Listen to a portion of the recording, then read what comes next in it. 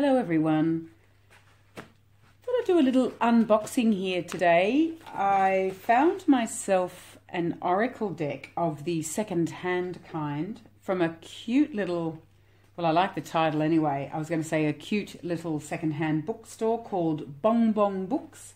And to my surprise, they're actually in New South Wales, the same state in which I live, because I bought these from Abe Books.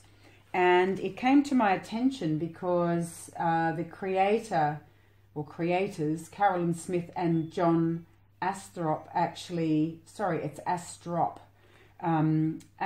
created the Elemental Tarot, which I have. And I was saving my pennies for the Spirit de la Lune card, those gorgeous round moon oracle cards with beautiful mandalas on the backs. However, when I saw this, I couldn't resist, and it was really quite inexpensive. And again, I like that challenge of buying a second-hand deck and just praying to goodness that everything is in, you know, reasonable working order. So I ripped the bag open, and I wasn't going to do a little walk through, but thought, oh, hang it, why not? So here it is.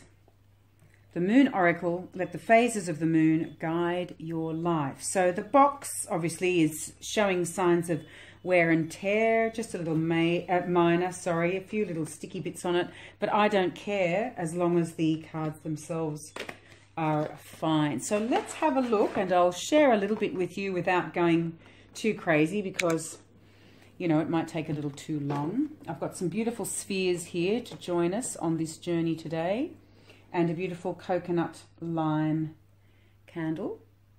So I hope you're picking up on those beautiful vibes, long distance. Oh, okay, so the cards are in a little box, and it appears the book, which is quite a decent size, is underneath. So let's just have a quick glance here and see what we've got.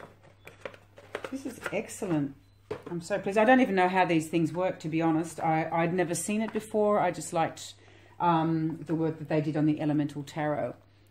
Here's the book. You can see that, you know, it's quite thick, quite a decent amount of information. Let's have a look here just briefly. And it says here in the introduction that no other everyday image has the power to entrance and inspire the fantasy and imagination of each one of us as our planet's beautiful satellite, the moon. The folklore of all countries abounds with interpretations and omens for each phase and fluctuation of her delicate and transient appearance. For early mankind, the familiarity and predictability of the sun's daily disappearance and reappearance became a pattern on which to base the calendar and the seasons. For them, the moon was altogether much more mysterious in its nature. A strange and mystical creature, the moon is a phenomenon of appearance. One night full and voluptuous, another a thin crescent, occasionally high in the heavens, and at other times low on the horizon. Stranger still, the palest of pale moons sometimes appears during the day, daring the sun to make her invisible. Oh, what a great line is that!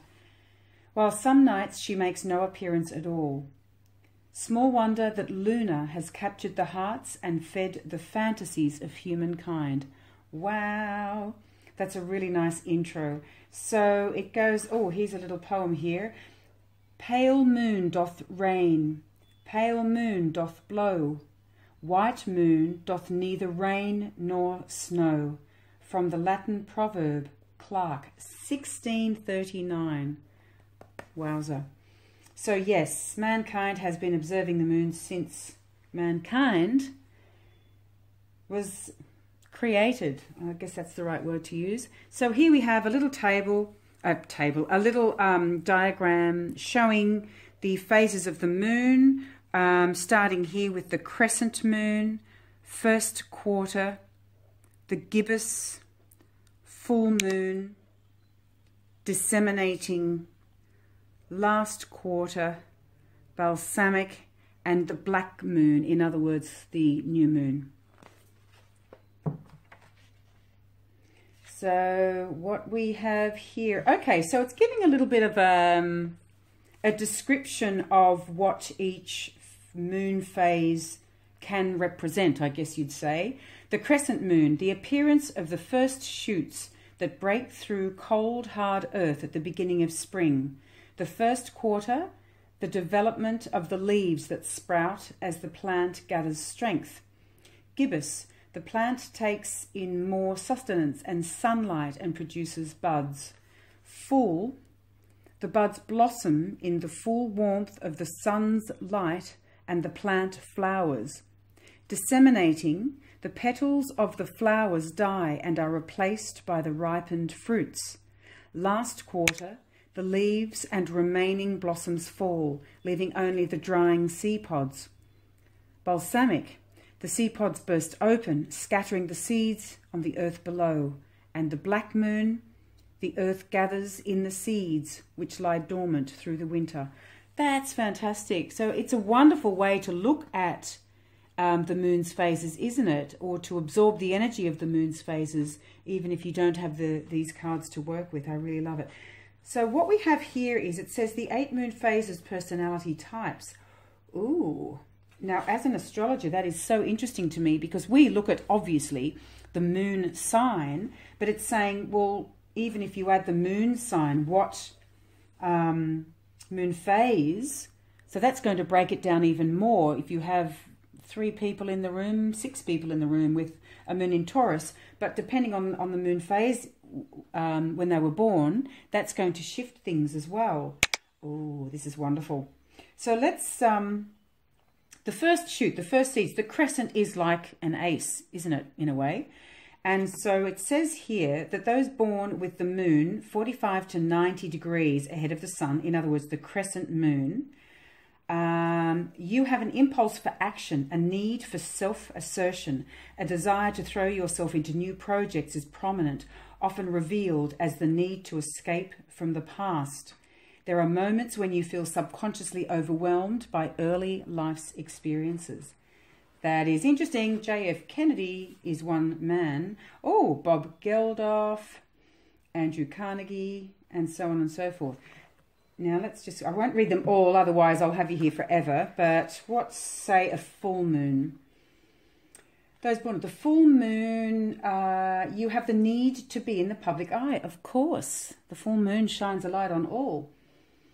And to be recognized for your achievements and to see those achievements have an effect on the world. There's also an objective and a clear understanding of the relationship between personal and social factors. Rudolf Steiner had this. Oh, wow, didn't he do well? Tina Turner, Kirk Douglas, Joan of Arc. Now, that's interesting. I mean, she was a child. She was like a teen. And she certainly did glow like the full moon and more. So let's just have a look, say, the balsamic. So those born here, you possess an almost prophetic sense of the future. You may have a strong feeling of social destiny, as though you are moving towards your goal in life. Emotions are quite strong and intuitive faculties are well developed. Ew. That might go for a lot of tarotists, psychics, intuitives. How fast! I'll have to have a look and see the phase for myself. You might all like to do that. Have a look and find out what phase, and I'll let you know, yeah, from here if you like, what your... I mean, I can read them out all, just maybe, if anyone's interested, I'll read them all out on another vid because I don't want to hold up for too long. But just in case, you might be interested in the new moon. So these people are subjective, impulsive and emotional in their relations with others and society in general. You often find it difficult to distinguish between dreams and reality, and people around you can become as you perceive them rather than as they truly are. An indicator, an initiator who influences those around you. What you're doing today, others will do tomorrow. Ooh, Ooh, you like fresh starts. And if that means clearing away a lot of old rubbish, so much the better. So that's the new moon, people. That's so interesting. Okay, it goes on and on. If you are, so they're going into the elements here, questions related to earth, air, fire, water, etc. And here they're basically saying they're offering you a quick key to the moon phase cards, which I haven't even got to yet. Sorry, there's a bit of shadow. I'm losing light. Now, obviously, there are a lot of detailed explanations of the cards. So, again, I don't want this to drag on. But first of all, we've got the moon phases. Okay, so there's different types of cards. I'm going to pause for a moment, get the cards out, and just check that they're in order so I can show you. Won't be one sec. Okay, I'm back, and lucky I checked. The cards were out of order, but I'm so relieved to say that they're all here. So we have 3 different types of cards. The first here are the moon phases. And as you can see, we get, well, a decent, albeit black and white, but still a decent reproduction. And as far as the image goes, and then some information, all much the same amount of information. Doesn't look a lot, but I think really it's fairly decent once you understand the moon phases, and they all have a keyword. So I'll show you some of the cards as an example. Here's the crescent moons. So there's waxing earth, and down the bottom, investment. There's the keyword. Crescent air, idea. Oh gosh, sorry, the light's just getting pretty crappy right now. Crescent fire, which is impulse. Crescent water, which is instinct. Then we come to the first quarter. Again, the air is adaptability. First quarter, earth is stability. First quarter, fire is competitiveness. First quarter, water is choice. So as we move through, I'll just show you air for each so you get an idea. So here's, oh, maybe I can fan them a little. This is gibbous.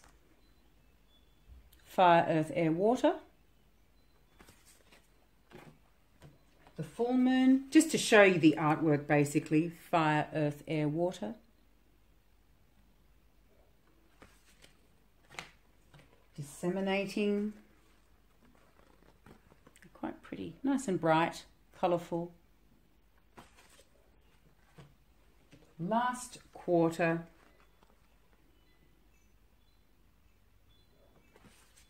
And balsamic.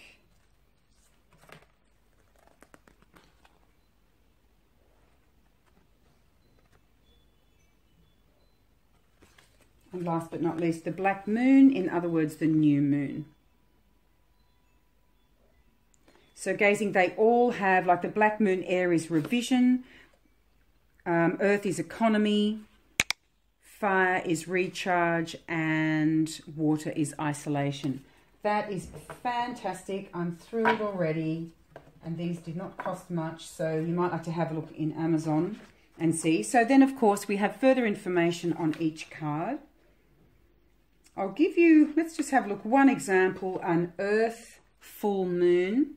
This is a period in the cycle of the moon that marks the successful completion of a material project. The result of all your hard work is now visible for all to see, and your business acumen is appreciated by others. A financially beneficial outcome is indicated at this time.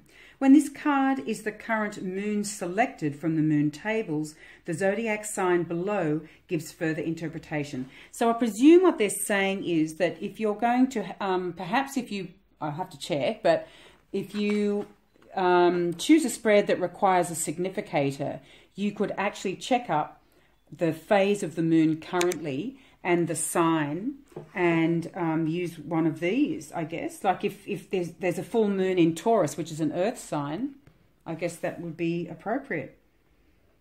And it's great that they do for people that don't know astrology. They give you, as an example, Moon in Taurus, Capricorn, and Virgo, giving you a little explanation on what it means to have the moon in that sign. So we have all of those cards, and then we move on to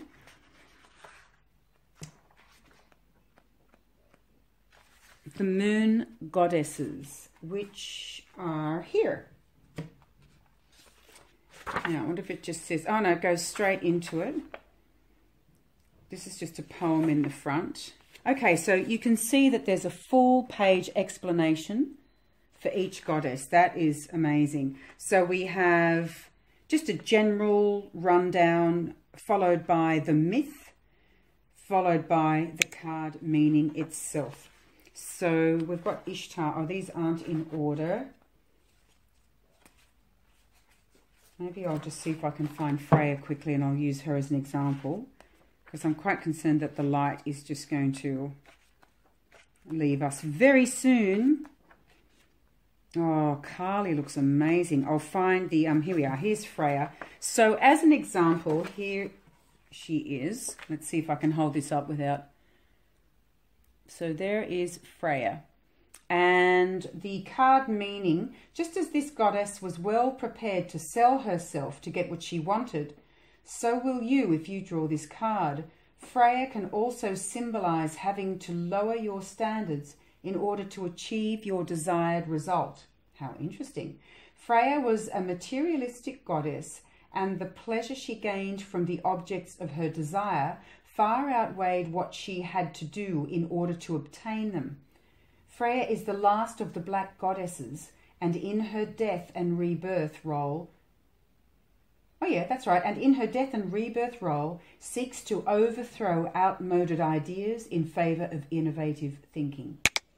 The lateral thinking of air in the eccentric sign of Aquarius indicates the use of inventiveness and wit to achieve the desired outcome. And it also goes on to say that if you pick this card, then February will be an important month with regards to the question that you were asked.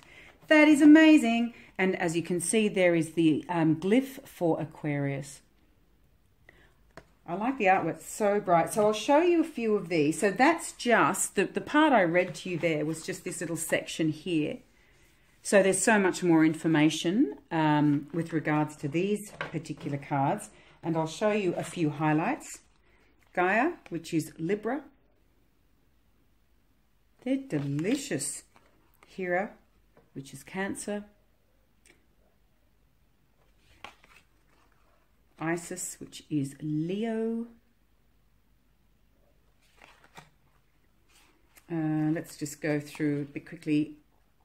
Venus, which rules Taurus. I like Kali, just the colours in this. This is Sagittarius. Beautiful. I'm not sure, like obviously this is to do with the moon. We've got, if that's a new moon, like we've got some like this, and others are red. So obviously I need to check up and understand what they are. Here's Lilith. We all know Lilith.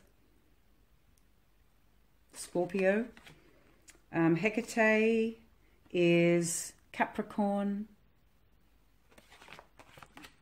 Ishtar. I had a teacher named Ishtar, so I always resonate with this one. Pisces. And let's just show you Demeter, which is Virgo. Beautiful. So there are the goddesses, and from here we go across to,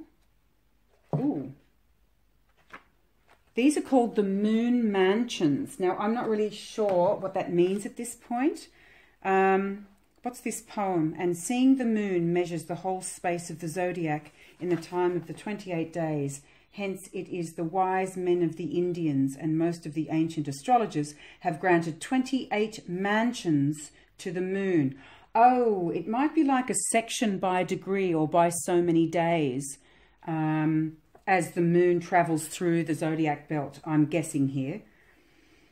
So in the 28 mansions lie hid many secrets of the wisdom of the ancients, by which they wrought wonders on all things which are under the circle of the moon, and they they attributed every mansion to his resemblances, images, and seals, and his president intelligences, and worked by the virtue of them after different manners.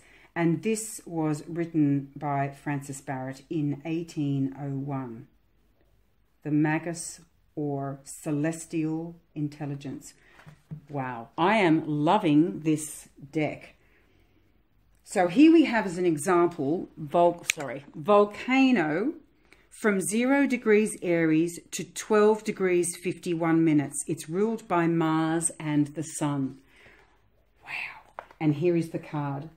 So you can see here, we have the glyph for Mars and the Sun. It's called Volcano. And what have we got in the corner? Oh, and there it is again. So that's just the degree. So if you're not familiar with astrology, when you see this, you'll see like 12.25 or whatever it is. That's what it means, 12 degrees and 25 minutes. So, you know, 12.5 degrees heading for 13. So I'll show you some of these cards. Is there anything else I could share with you about this? Oh, wow. So it even goes into people born with the moon in Mansion 1. Bill Gates as an example. Crazy good. So let's just quickly have a look. Again, that's the card meaning for volcano. These two planets in the first sign are highly creative and initiating. This card expresses inspiration, spontaneity, and recklessness, and indicates a need to act immediately, to release power that can be contained no longer. It is a card of extreme action and impatient. This moon mansion is hot, fiery, and full of creative impetus. It represents a period of inactivity during which there is an acclimation of energy that later will erupt like a volcano. Oh, wow. So it's like everything stops for a period of time and then all of a sudden it all erupts and, you know, you've got yourself a very, very fast moving, powerful energy, and that's very much Mars and Sun, isn't it? And it's interesting because Bill Gates is a Scorpio, so he is one powerful man. You know, Scorpio, Mars is the co-ruler of Scorpio, and in modern astrology, you know, the modern ruler is Pluto. Both very, very powerful. And add this, you know, on top of that as an extra layer. Poor. That is full on. I wouldn't want to have an argument with him. Anyway, I'll show you some of the other cards. Here's the Musician. Palace. I won't do all of them. So I'll just read them though. We've got Palace, Stone, Wheel. The Wheel's quite beautiful. Wheel is the 5th. We've got Bridge. Sort of has a bit of a Libra tone to it, doesn't it? Visitor is beautiful. Knight, Pitcher, Fountain, Fortuna. The Fall, that's really stunning. I love these cards. Altar. Most of us have one of those. Scepter, Bouquet, Door, Sword, Sacrifice, Two Paths. We can relate to that in tarot. Precipice, Duel, Wedding, Confession. Mask, I really love that. It'll be interesting to see what that pertains to, why there is a mask. That's Mercury and Uranus. My God, I've been doing astrology for 100 years and I just went completely blank. The glyphs down there are Mercury. So it's like Mercury